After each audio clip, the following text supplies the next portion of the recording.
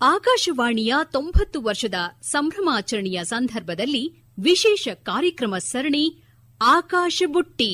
ಆಕಾಶದೀಪವು ನೀನು, ನಿನ್ನ ಕಂಡಾಗ ಸಂತೋಷವೇನು. ನಿವೃತ್ತ ಸಹಾಯಕ ಕೇಂದ್ರ ನಿರ್ದೇಶಕರಾಗಿದ್ದ ಯಮುನಾ ಮೂರ್ತಿ ಅವರೊಂದಿಗೆ ಸಂದರ್ಶಕರು ಜಾಂಪಣ್ಣ ಆಶಿಹಾಳ್ ಹಾಗೂ ಚಂದು. ನಿನ್ನ ಕಂಡಾಗ ಸಂತೋಷವೇನು. ನಮಸ್ಕಾರ. ಆಕಾಶವಾಣಿಯಲ್ಲಿ ಕೆಲಸ ಮಾಡಿ ನಿವೃತ್ತರಾಗಿರುವಂಥ ಯಮುನಾ ಮೂರ್ತಿಯವರು ನಮ್ಮ ಜೊತೆಗಿದ್ದಾರೆ. ಆಕಾಶವಾಣಿಗೆ 90 ವರ್ಷ, ಅವರಿಗೆ 95 ವರ್ಷ. ಈ ಒಂದು ಸಂದರ್ಭದಲ್ಲಿ ನಿಮ್ಮ ಆಕಾಶವಾಣಿಯ ನೆನಪುಗಳು, ಯಾವಾಗ ಆಕಾಶವಾಣಿಗೆ ಸೇರಿದ್ರಿ, ಒಂದು ವಿಶೇಷವಾದಂಥ ಅನುಭವವನ್ನು ನಮ್ಮ ಜೊತೆ ಹಂಚ್ಕೊಳ್ಳಿ. ಆಕಾಶವಾಣಿ ಹೊಸದು ಅಂತ ಅನ್ಸೋದೇ ಇಲ್ಲ. ಅದು ಯಾಕೋ ಏನೋ, ಯಾಕೆ ಚಿಕ್ಕ ವಯಸ್ಸಲ್ಲಿ ರಂಗನಾಟಕ, ಆಮೇಲೆ ಪ್ರತಿಯೊಂದು ಸಿನಿಮಾದಲ್ಲಿ ಏನೇ ಆದರೂ ಕೂಡ ಎಲ್ಲಕ್ಕಿಂತ ತುಂಬ ಹತ್ತಿರದ್ದು ನನಗೆ ಅಂದರೆ ಆಕಾಶವಾಣಿ. ಯಾಕಂದರೆ ಧ್ವನಿಗೆ ಬಹಳ ಇಂಪಾರ್ಟೆನ್ಸ್ ಕೊಟ್ಟಿದ್ದು ಆಕಾಶವಾಣಿ. ನನಗೆ ಎಷ್ಟು ಇಂಪಾರ್ಟೆನ್ಸ್ ಕೊಡ್ತಿದೆ ಅಂದರೆ, ಕೇಳಿದ ಜನ ಎಲ್ಲನೂ ಹೇಳ್ತಾ ಇದ್ರು ಎಷ್ಟು ಕರೆಕ್ಟಾಗಿ ಪ್ರತಿಯೊಂದು ವಾಕ್ಯದಲ್ಲಿ ಒಂದೊಂದು ಅಕ್ಷರಕ್ಕೂ ಎಷ್ಟು ಇಂಪಾರ್ಟೆನ್ಸ್ ಕೊಟ್ಟರೆ ಹೇಗೆ ಅರ್ಥ ಬರುತ್ತೆ ಅನ್ನೋದನ್ನ ತುಂಬ ಚೆಂದ ಹೇಳ್ಕೊಡ್ತಾರೆ ಯಮುನಾ ಮೂರ್ತಿ ಅಂತ ಅವಾಗಲೂ ಅಂತ ಇದ್ದರು. ಆಮೇಲೆ ನಾನು TV ಸೀರಿಯಲ್ಸಲ್ಲಿ ಮಾಡಬೇಕಾದ್ರೆ ಡೈರೆಕ್ಟರ್ಸ್ ಕೂಡ ಎಷ್ಟೋ ಸರ್ತಿ ಬೇರೆ ಕಲಾವಿದರಿಗೆ ಯಮುನಾ ಮೂರ್ತಿ ಬಂದಿದ್ದಾರೆ ನೋಡಿ ವಾಕ್ಯ ಹೇಳಿಸ್ಕೊಳ್ಳಿ ಅಂತ. ಇನ್ನೊಂದೇನೆಂದರೆ, ಬುದ್ಧಿ ಬಂದಾಗಿಂದನೂ ಆಕಾಶವಾಣಿ ಅವರಿಗೆ ಉಳಿದ ಮಾಧ್ಯಮದಲ್ಲಿ ಹೇಗೆ ನೋಡೋಕೆ ಚೆನ್ನಾಗಿದ್ದಾರೆ, ವಯಸ್ಸೆಷ್ಟು, ಅದೆಲ್ಲ ಎಷ್ಟೇ ಹೇಳಿದ್ರು ಕೂಡ ಆಕಾಶವಾಣಿಯಲ್ಲಿ ಧ್ವನಿಗೆ ಪ್ರಾಮುಖ್ಯತೆ ಬೇರೆ ಯಾವುದಕ್ಕೂ ಇಲ್ಲ ಅಂತ ನನಗೆ ಅನಿಸುತ್ತೆ. ಯಾಕಂದ್ರೆ ನನ್ನ ವಾಯ್ಸು ಆಡಿಷನ್ ಮಾಡಬೇಕಾದ್ರೆ ಮುಖ್ಯದಲ್ಲಿ ಅವರು ಎಷ್ಟು ವಯಸ್ಸಿನವರು ಯಾರು ಅಂತ ಬರ್ಕೊಳ್ಳುವಾಗ ವಾಯ್ಸ್ ಏಜ್ ಅಂತ ನಾವು ಬರ್ಕೋತಾ ಇದ್ವಿ. ಯಾಕಂದರೆ ಎಷ್ಟೋ ಸರ್ತಿ ಅವ್ರ ವಾಯ್ಸ್ ಏಜ್ಗೂ ಅವ್ರ ಧ್ವನಿಗೂ ಅರ್ಥ ಸಂಬಂಧವಿಲ್ಲ ಅನ್ಸುತ್ತೆ ನನಗೆ. ಒಂದು ನಾಟಕದಲ್ಲೊಂದು ಒಬ್ಬ ಮುಖ್ಯ ಪಾತ್ರ ವಹಿಸಿದ ಒಬ್ಬ ಕಲಾವಿದರು, ಅವ್ರಿಗೆ ಪ್ರೀವಿಯಸ್ನೇ ರೈಟ್ ಒಂದು ನಾಟಕದಲ್ಲಿ ಮೇನ್ ರೋಲ್ ಮಾಡಿ, ಅದು ಏನೋ ರೊಮ್ಯಾಂಟಿಕ್ ನಾಲು ಎಷ್ಟು ಚೆನ್ನಾಗಿ ಮಾಡಿದ್ರು ಅಂದರೆ, ಮೈಸೂರಿಂದ ಎಷ್ಟೋ ಜನ ಬೇರೆ ಏನೋ ಕಾರ್ಯಕ್ರಮಕ್ಕೆ ನೋಡೋಕೆ ಬಂದಾಗ ಆ ಕಲಾವಿದರು ನೋಡಬೇಕು ಅಂತಂದ್ರು. ನಾನು ಹೇಳಿದೆ, ಯಾವುದೇ ಆಕಾಶವಾಣಿ ಕಲಾವಿದರಿಗೆ ಅವ್ರ ಧ್ವನಿ ಕೇಳ್ಬಿಟ್ಟು ಅವ್ರು ಇಂಥ ವಯಸ್ಸಿರಬೇಕು, ನೋಡು ಹೀಗಿರ್ಬೋದು ಅದೆಲ್ಲ ಇಮ್ಯಾಜಿನ್ ಮಾಡೋದು ಅಷ್ಟೇ ಹೊತ್ತು ಎಕ್ಸಾಕ್ಟಾಗಿ ಹೇಳೋಕ್ಕಾಗಲ್ಲ. ಯಾಕಂದರೆ ನಾವು ಆಡಿಷನಲ್ಲಿ ಕೂಡ ಅವ್ರದ್ದು ವಾಯ್ಸ್ ಏಜ್ ನಾವು ಮೆನ್ಷನ್ ಮಾಡ್ತೀವಿ. ಹಾಗೆ ಆ ವಾಯ್ಸ್ ಏಜ್ ಹೇಗೆ ಕೇಳಿಸುತ್ತೆ ಅನ್ನೋಕೆ ಪಾತ್ರ ಕೊಡ್ತೀವಿ ನಾಟಕದಲ್ಲಿ ಅಂತ ಹೇಳಿದ್ದೆ. ನೀವು ನಿವೃತ್ತರಾಗಿ ಎಷ್ಟು ವರ್ಷ ಆಯ್ತಲ್ವಾ? ನಿಮ್ಮ ಒಂದು ಕಾಲದಲ್ಲಿ ಅಂದ್ರೆ ನೀವು ಹಾಸ್ಯ ಧಾರಾವಾಹಿಗಳನ್ನ ಮಾಡ್ತಾ ಇದ್ರಿ ತುಂಬಾ ಜಾಸ್ತಿ. ನೀವು ಮತ್ತೆ ವರ್ಷ ಅವರೆಲ್ಲ ಸೇರ್ಕೊಂಡು ನಗೆ ಧಾರಾವಾಹಿಗಳನ್ನ ಮಾಡ್ತಾ ಇದ್ರಿ. ಅದನ್ನ ಕೇಳಿಸ್ಕೊಂಡ್ ಜನ ಇವಾಗ್ಲೂ ನಿಮ್ಮನ್ನ ನೆನಪಿಸ್ಕೊಳ್ತಾರೆ. ಯಮುನಾ ಮೂರ್ತಿ ಅವರು ಅಷ್ಟು ಚೆನ್ನಾಗಿ ಕಾರ್ಯಕ್ರಮ ಮಾಡ್ತಾ ಇದ್ರು, ಮತ್ತೆ ಮತ್ತೆ ಕೇಳಬೇಕು ಅಂತ ಅನ್ಸುತ್ತೆ ಅಂತ ಇವತ್ತಿಗೂ ತುಂಬಾ ಜನ ಹೇಳ್ತಾರೆ. ಏನು ಆತರ ಎಷ್ಟು ಕ್ರಿಯಾಶೀಲವಾಗಿ ಚಟುವಟಿಕೆಯಿಂದ ತೊಡಗಿಸ್ಕೊಳ್ತಾ ಇದ್ರಿ ಅಲ್ವಾ? ಅದ್ರ ಬಗ್ಗೆ ಒಂದ್ ಸ್ವಲ್ಪ ಹೇಳಿ. ಚಟುವಟಿಕೆ ಅಂತಂದರೆ, ಮೊದಲಿಂದ ನನಗೇನು ಅನಿಸುತ್ತೆ, ಏನೇ ಕಾರ್ಯಕ್ರಮ ನಾವು ಮಾಡಿದ್ರು, ಆ್ಯಕ್ಟಿಂಗ್ ಆಗಲಿ, ಡ್ಯಾನ್ಸ್ ಆಗಲಿ, ಬರವಣಿಗೆ ಆಗಲಿ, ನಾವು ಏನು ಅದ್ರ ಬಗ್ಗೆ ಮಾತಾಡ್ತೀವಿ ಅದ್ರ ಬಗ್ಗೆ ನಮಗೆ ಪೂರ್ತಿ ಕರೆಕ್ಟಾಗಿದೆ, ಇದೇ ಅರ್ಥ ಆಗಬೇಕು ಅಂತ ತಿಳ್ಕೊಬೇಕು. ಗೆಸ್ ಮಾಡಿ ಹೇಳಬಾರ್ದು ಈ ಥರ ಇದೆ ಅಂತ. ಮತ್ತು ಅದೇನೇ ಪ್ರಾಯಶಃ ಜನ ಅದನ್ನ ಇಷ್ಟಪಡ್ತಿದ್ದು ಅನ್ಸುತ್ತೆ ನನಗೆ. ಯಾಕಂದರೆ ನಾವು ಹೇಳೋದೊಂದು, ಆ್ಯಕ್ಟಿಂಗ್ ಮಾಡೋದೊಂದು, ಪಾತ್ರ ಒಂದು, ಆ ಥರ ಅಲ್ಬಾರ್ದು, ಕರೆಕ್ಟಾಗಿರಬೇಕು ಅಂತ. ಅದೇ ಥರ ನನಗೆ ಅನಿಸುತ್ತಪ್ಪ. ಮತ್ತು ಅದ್ರ ಬಗ್ಗೆ ಏನು ಹೇಳಬೇಕು ಅಂತ ನನಗೆ ಹೇಳೋಕ್ಕಾಗಲ್ಲ. ನೀವು ಅಂದರೆ ಚಿಕ್ಕ ಹುಡುಗಿ ತರಾನು ಮಾತಾಡ್ತಾ ಇದ್ರಿ, ಹೌದು. ಆಮೇಲೆ ತುಂಬಾ ಸೀನಿಯರ್ ಪರ್ಸನ್ ತರಾನು ಮಾತಾಡ್ತಾ ಇದ್ರಿ. ಆ ಪಾತ್ರ ಏನ್ ಬರುತ್ತೆ ಅದಕ್ಕೆ ಯಾವುದೇ ರೀತಿ ಹಿಂದೆ ಮುಂದೆ ನೋಡದೆ ನ್ಯಾಯ ಸಲ್ಲಿಸ್ತಾ ಇದ್ರಿ. ಜನರಿಗೆ ತುಂಬಾ ಇಷ್ಟ ಆಗ್ತಾ ಇತ್ತು, ಹತ್ರ ಆಗ್ತಾ ಇತ್ತು, ಹೃದಯಕ್ಕೆ ಹತ್ರ ಆಗ್ತಾ ಇತ್ತು. ಹಾಗೆ ಮಾಡ್ಕೊಂಡಿರ್ಬೇಕು, ಒಂದು ಒಳ್ಳೆಯ ಕಾರ್ಯಕ್ರಮಗಳನ್ನ ಕೊಡ್ಬೇಕು ಅಂತ ಅನ್ನೋದಾದ್ರೆ ಏನೇನನ್ನ ಅಳವಡಿಸ್ಕೊಳ್ಬೇಕು ನಾವು? ಎಲ್ಲಕ್ಕಿಂತ ಮುಖ್ಯದಲ್ಲಿ ಧ್ವನಿಯಲ್ಲಿ ಮತ್ತು ಯಾವ ಅಕ್ಷರಕ್ಕೆ ಪ್ರಾಮುಖ್ಯತೆ ಕೊಡಬೇಕು, ಅದೇನು ಅರ್ಥ ಹೇಳಬೇಕು ಅನ್ನೋದನ್ನು ಹೇಳಬೇಕು. ಜೀವನದಲ್ಲಿ ಕೂಡ ಬರೀ ರೇಡಿಯೋ ಅಷ್ಟೇ ಅಲ್ಲ, ಏನೋ ಒಂದು ಅರ್ಥ ಬರೋ ಹಾಗೆ ಮಾತಾಡ್ಬೇಕಾದ್ರೆ ಸರಿಯಾಗಿ ಅರ್ಥ ಮಾಡಿಕೊಂಡು ಆ ಪಾತ್ರನ, ಆ ಪ್ರಾಮುಖ್ಯತೆ ಹೇಳಬೇಕು. ಅದಕ್ಕೆ ನಾನು ಯಾವಾಗಲೂ ಹೇಳ್ತಾ ಇದ್ದೆ, ನ್ಯೂಸ್ ರೀಡಲ್ಲ ಕೂಡ ಮುಖ್ಯಮಂತ್ರಿಗಳು ಇನ್ನು 1 ವಾರದಲ್ಲಿ ಮಕ್ಕಳಿಗೆ ಶಾಲೆ ಇದನ್ನು ಪ್ರಾರಂಭ ಮಾಡೋದಾಗಿ ಹೇಳಿದರು ಅನ್ನೋದನ್ನು ಹೇಳಿದರು. ಅಂದರೆ ಡೌಟ್ಫುಲ್ ಹೇಳ್ತಾರೋ ಇಲ್ಲೋ ಅಂತ. ಅದಕ್ಕೆ ಪ್ರತಿಯೊಂದಕ್ಕೂ ಹೇಳ್ತಾ ಇದ್ದೆ, ಪ್ರತಿಯೊಂದು ಅಕ್ಷರ ಏನೇ ಹೇಳಬೇಕಾದ್ರೂ ಅದರ ಅರ್ಥ ಯಾವ ರೀತಿ ಬರ್ತದೆ ಅಂತ ತಿಳ್ಕೊಂಡು ಹೇಳಬೇಕು ಅಂತ. ಅದು ಥರ ಇಫೆಕ್ಟ್ ಆಗುತ್ತೆ ಅಂತ. ಯಾಕಂದರೆ ನಾನೇನು ನಂಬಿದ್ದೆ ಹಾಗೆ ನನ್ನ ಜೀವನದಲ್ಲಿ ಕೂಡ ಪ್ರತಿಯೊಂದನ್ನು ನನಗೇನು ಕರೆಕ್ಟ್ ಅನಿಸುತ್ತೆ ಹಾಗೇ ಹೇಳಬೇಕು ಹೊರತು ಮಾತಾಡುವಾಗ ನಾನು ಏನು ಅನ್ಬೇಕು ಅಂತ ಅದು ಬಿಟ್ಟು ಇನ್ನೇನೋ ಅರ್ಥ ಬರೋ ಹಾಗೆ ಹೇಳಿದ್ರೆ ಅದು ಭಾಷಾ ಮಾತಲ್ವೇ ಅಲ್ಲ. ಕರೆಕ್ಟಾಗಿ ನಾವು ಏನು ಹೇಳಬೇಕು ಅಂತ ಅದೇ ಅರ್ಥ ಬರೋ ಹಾಗೆ ಮಾತಾಡಬೇಕು ಅಂತ ಮೊದಲಿಂದ ಹೇಳ್ತಾ ಇದ್ದೆ. ನಂಗೆ ಅನ್ಸುತ್ತೆ ಅದು ಜನರಿಗೆ ಇಫೆಕ್ಟ್ ಆಗಿದೆ ಅಂತ.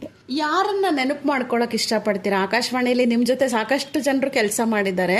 ನಿಮಗೆ ಆ ಥರದ್ದೊಂದು ಬದಲಾವಣೆ ಮಾಡ್ಕೊಳ್ಳೋಕ್ಕೆ, ಅಷ್ಟು ಚೆನ್ನಾಗಿ ಪ್ರೆಸೆಂಟ್ ಮಾಡಲಿಕ್ಕೆ ನಿಮಗೆ ಯಾರು ಪ್ರಭಾವ ಬೀರಿದ್ದು ಅಥವಾ ಹೇಗೆ ಸಾಧ್ಯ ಆಯಿತು ಅದು? Doctor H.K. ರಂಗನಾಥ್ ಸರ್ವಿಸಲ್ಲಿ ಪ್ರೊಡ್ಯೂಸರ್ ಡೈರೆಕ್ಟರ್ ಆಗಿದ್ದಾಗ ನಾನು ಹೋದಾಗ ಅವರು ತುಂಬಾ ಇಂಪ್ರೆಸ್ ಮಾಡಿದ್ರು ನನಗೆ. ಪ್ರತಿಯೊಂದು ಅಕ್ಷರ ಕೂಡ ಒಂದು ವಾಕ್ಯ ಕೂಡ ಅವ್ರು ನೋಡಿದಾಗ ಅವ್ರು ಮಾತಾಡಿದಾಗ ಖುಷಿ ಆಗ್ತಾಯಿತ್ತು. ಯಾಕಂದರೆ ಪರ್ಫೆಕ್ಟಾಗಿ ಹೇಳ್ತಾಯಿದ್ರು. ನಾನು ಸ್ಟೇಜ್ ಮೇಲೆ ಕೂಡ ಅಂತಾಯಿದ್ರು ಎಷ್ಟು ಕರೆಕ್ಟಾಗಿ ಅರ್ಥ ಮಾಡೋ ಹಾಗೆ ಹೇಳ್ತಾರೆ ನೋಡಿ. ಯಾರೋ ಒಂದು ಹೊರಗಡೆಯಿಂದ ಬಂದ ಒಬ್ಬ ಕಲಾವಿದನಿಗೆ ಬರೋಷ್ಟೊತ್ತಿಗೆ ಅವ್ರು ಯಾರು ಬಹಳ ಪ್ರಿಯರಾಗಿರ್ತಾರೋ ಅವರು ಅವ್ರು ಮಾತಾಡಿದ ರೀತಿ ಹೋಗಿ ಇವರು ಬರಬೇಕು ಅಂತ ಉಪಚಾರ ಮಾಡಿದಾಗ ಬರೀ ಬಾಯಿ ಮಾತಿನ ಉಪಚಾರ ಅಂದಾಗ ಪಾಪ ಕಲಾವಿದೆ ಬ್ಲಶ್ ಆಗಿಬಿಟ್ರು.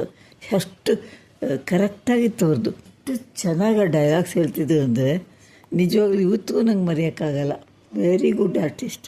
ತುಂಬ ಬೇರೆ ಬೇರೆ ಸ್ಟೇಷನ್ಗಳಲ್ಲೆಲ್ಲ ಕೆಲಸ ಮಾಡಿದ್ದೀರಿ. ಯಾವ ಕೇಂದ್ರ ನಿಮಗೆ ಬಹಳ ಇಷ್ಟ ಆಗಿದ್ದು? ನಾನು ಪ್ರಾರಂಭ ಮಾಡಿದ್ದೆ ಬೆಂಗಳೂರು. ಆದರೆ ನಾನು ಜಾಸ್ತಿ ಒಂಥರ ಖುಷಿ ಪಟ್ಟಿದ್ದು ಅನ್ಸುತ್ತೆ ಧಾರವಾಡ ಅನಿಸುತ್ತೆ. ಯಾಕಂದರೆ ನಂಗೆ ಒಳ್ಳೆ ಎಕ್ಸ್ಪೆರಿಮೆಂಟ್ ಮಾಡೋಕ್ಕೆ ಅವಕಾಶ ಸಿಕ್ತು. ಬಟ್ ಜನಗಳು ಯಾಕೋಪ ನನ್ನ ಅದೃಷ್ಟನೋ ಏನೋ ನಾನು ಮಾಡಿದ್ದೆಲ್ಲ ಇಷ್ಟಪಡ್ತಾಯಿದ್ರು. ಏನಾದ್ರು ಒಂದು ಉಭಯ ಕುಶಲೋಪರಿ ಮಾಡಿದ್ರು ಕೂಡ ಒಂದು ಹೆಸರು ಹೇಳೋದ್ರಲ್ಲಿ ಹೆಚ್ಚು ಕಡಿಮೆ ಆದರೂ ಕೂಡ ಯಮುನಾ ಮೂರ್ತಿಯವ್ರು ಯಾಕ್ರಿ ಮಾತಾಡಲಿಲ್ಲ ಇವತ್ತು ಅಂತ ಕೇಳೋಷ್ಟು ಫ್ರೆಂಡ್ಲಿ ಆಗ್ಬಿಟ್ಟಿದ್ರು ನನಗೆ. ಏನೋ ಒಂದು ಸ್ವಲ್ಪ ಕೆಂಬಂತು ಅಂದರೆ ಒಂದು 8-10 ಜನ ಯಾವ ರೀತಿ ಕಷಾಯ ಮಾಡಿ ಕುಡಿಬೇಕು ಅಂತ ರೆಸಿಪಿ ಕಲಿಸ್ಬಿಡ್ತಾ ಇದ್ರು. ಅಂದರೆ ಪರ್ಸನಲ್ಲೇ ಅಷ್ಟು ಕ್ಲೋಸ್ ಆಗಿದ್ದಪ್ಪ. ಮೇಡಮ್, ನಿಮಗೆ ಈಗ 95, ಆಕಾಶವಾಣಿಗೆ 90. ಇಷ್ಟು ಸುದೀರ್ಘ ಕಾಲದಲ್ಲಿ ಆಕಾಶವಾಣಿ ತನ್ನ ಒಂದು ಪ್ರಾಮುಖ್ಯತೆಯನ್ನು ಉಳಿಸ್ಕೊಂಡು ಬಂದಿದೆ. ಮತ್ತು ಮುಂದೂ ಕೂಡ ಸತತವಾಗಿ ಆಕಾಶವಾಣಿ ಸೇವೆಯನ್ನು ನಿರಂತರವಾಗಿ ಮುಂದುವರಿಸಬೇಕು ಅಂತ ಅನ್ನೋದು ಎಲ್ಲರ ಅಭಿಲಾಷೆ. ಈ ಬಗ್ಗೆ ಈ 90 ವರ್ಷದ ಈ ಅವಧಿನಲ್ಲಿ ಆಕಾಶವಾಣಿ ತನ್ನ ಸಂಭ್ರಮವನ್ನು ಆಚರಿಸ್ಕೊಳ್ತಾ ಇದೆಯಲ್ಲ, ಏನು ಅನಿಸುತ್ತೆ ನಿಮಗೆ? ತುಂಬಾ ಖುಷಿ ಆಗುತ್ತಪ್ಪ. ಯಾವುದೇ ಒಂದು ಕ್ಷೇತ್ರದಲ್ಲಿ ಒಂದು ಮಾಧ್ಯಮದಲ್ಲಿ ನಾವು ಕೆಲಸ ಮಾಡಿದ್ರೆ ಅದು ಸಕ್ಸಸ್ಫುಲ್ ಆದರೆ ಯಾರಿಗೆ ಸಂತೋಷ ಆಗಲ್ಲ ಹೇಳಿ? ತುಂಬ ಸಂತೋಷ. ನಾನು ಇವತ್ತು ಆಕಾಶವಾಣಿ ಹೋಗಿ ಯಾರಾದರೂ ಸಣ್ಣ ಭಾಷಣನೋ ನಾಟಕನೋ ಮಾಡಿಬಿಟ್ಟು ಫೋನಲ್ಲಿ ನಂಗೆ ಮೆಸೇಜ್ ಮಾಡ್ತಾರೆ, ಇವತ್ತು ರಾತ್ರಿ 9 ಗಂಟೆಗೆ 9:30 ಗಂಟೆಗೆ ಕೇಳಿ ಅಂದರೆ ಏನೇ ಕೆಲಸ ಇದ್ದರೂ ಬಿಟ್ಟು ಕೇಳಿ. ಅಷ್ಟೇ ಅಲ್ಲದೆ ಅದು ಯಾರು ಪ್ರೊಡ್ಯೂಸ್ ಮಾಡಿದ್ದಾರೆ ಅದ್ರ ಬಗ್ಗೆ ಅವ್ರ ಜೊತೆಗೆ ಮಾತಾಡಿ ನಾನು ರಿವ್ಯೂ ಕೂಡ ಮಾಡ್ತೀನಿ. ಅಷ್ಟು ಇಂಟ್ರೆಸ್ಟ್ ಇದೆ ನನಗೆ ಆಕಾಶವಾಣಿ ಬಗ್ಗೆ.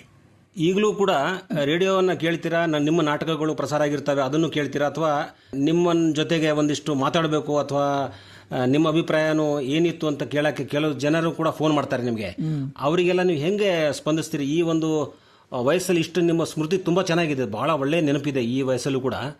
ಅವ್ರ ಜೊತೆಗೂ ಎಲ್ಲ ಒಡನಾಟ ಇಟ್ಕೊಂಡಿದ್ದೀರಾ? ಹಳಬರ ಜೊತೆಗೆ ಆಗಲಿ? ಇಲ್ಲ, ನಾನಾಗಿ ಇಟ್ಕೊಂಡಿಲ್ಲ. ಯಾಕಂದರೆ ನನಗೆ ಕೆಲಸ ಎಲ್ಲ ಫ್ರೀ ಇದ್ದೀನಿ ಅಂದ್ರೂ ಜನರಿಗೆ ತಮ್ಮ ಜೀವನ ಬೇಕಾದಷ್ಟಿದೆ ಅಲ್ವಾ. ಅದೇ ಇಂಟ್ರೆಸ್ಟ್ ತೊಗೊಂಡು ಆವಾಗಲೇ ಕೇಳಿದ್ರೆ ಮಾತ್ರ ನಾನು ತುಂಬ ಇಂಟ್ರೆಸ್ಟ್ ತೊಗೊಂಡು ಮ್ಯಾಕ್ಸಿಮಮ್ ಅವ್ರ ಜೊತೆಗೆ ಕಾಂಟ್ಯಾಕ್ಟ್ ಮಾಡಿ ಹೇಳ್ತೀನಪ್ಪ ನನ್ನ ಅಭಿಪ್ರಾಯ. ಒಂದಿಷ್ಟು ಅಪರೂಪದ ನೆನಪುಗಳೇನಾದರೂ ಇದ್ರೆ ಹೇಳ್ಕೊಳ್ಳಿ. ಅಂದರೆ ರೆಕಾರ್ಡ್ ಮಾಡಬೇಕಾದ್ರೆ ಮಿಸ್ ಮಾಡ್ಕೊಂಡಿದ್ದು ಅಥವಾ ತಪ್ಪಾಗಿ ರೆಕಾರ್ಡ್ ಮಾಡಿದ್ದು ಅಥವಾ ಒಂದೇ ಸಲ ರೆಕಾರ್ಡ್ ಮಾಡಿದ್ದು ಅಥವಾ ಯಾರಾದರೂ ದೊಡ್ಡ ವ್ಯಕ್ತಿಗಳು ನಾಟಕ ಮಾಡಬೇಕಾದ್ರೆ ತಪ್ಪು ಮಾಡಿದಾಗ ಮರೀಲಿಕ್ಕೆ ಆಗೋದೇ ಇಲ್ಲ ಅನ್ನುವಂಥದ್ದೇನಾದ್ರು ವಿಚಾರ ಹೇಳಬಹುದಾ? ವ್ಯಕ್ತಿಗಳಂದ್ರೆ ಇವಾಗ ರೆಕಾರ್ಡ್ ಮಾಡಬೇಕಾದ್ರೆ ಕೆಲವರಿಗೆ ಕಲಾವಿದರು ದೊಡ್ಡ ರೈಟರ್ ನೀವು ಹೇಳ್ದಂಗೆ ಅವ್ರಿಗೆ ಅದು ಆಕಾಶವಾಣಿಲಿ ರೆಕಾರ್ಡ್ ಮಾಡ್ತಾ ಇದ್ದೀವಿ ಅಂತ ಐಡಿಯಾ ಇರಲ್ಲ. ಅದು ಏನೇನೋ ಬೂಟ್ ಹಾಕ್ಕೊಂಡಿರ್ತಾರಲ್ಲ, ಟಾಕ್ ಸ್ಟುಡಿಯೋ ಟಕ ಎಷ್ಟು ಹೇಳಿದ್ರು ಕೇಳಲ್ಲ, ಕಾಲ ಕುಟ್ತಾ ಇರ್ತಾರೆ. ಅದು ರೆಕಾರ್ಡಿಂಗು ಜನರು ಕೇಳಿಸ್ತೈತೆ ಅಂತ ಅವ್ರು ತಿಳಿಸೋ ಅಷ್ಟೊರ್ಗೆ ನಮ್ಮ ಕೆಲಸನೇ ಮುಗ್ದೋಗಿರುತ್ತೆ. ಅದೇನೋ ಒಂಥರ ಆ ಸ್ಟುಡಿಯೋ ಬಗ್ಗೆ ಅಷ್ಟೊಂದು ತಿಳ್ಕೊಂಡಿರೋದು ಸ್ವಲ್ಪ ಕಡಿಮೆ ಅಂತಾನೆ ಅನ್ಸುತ್ತೆ.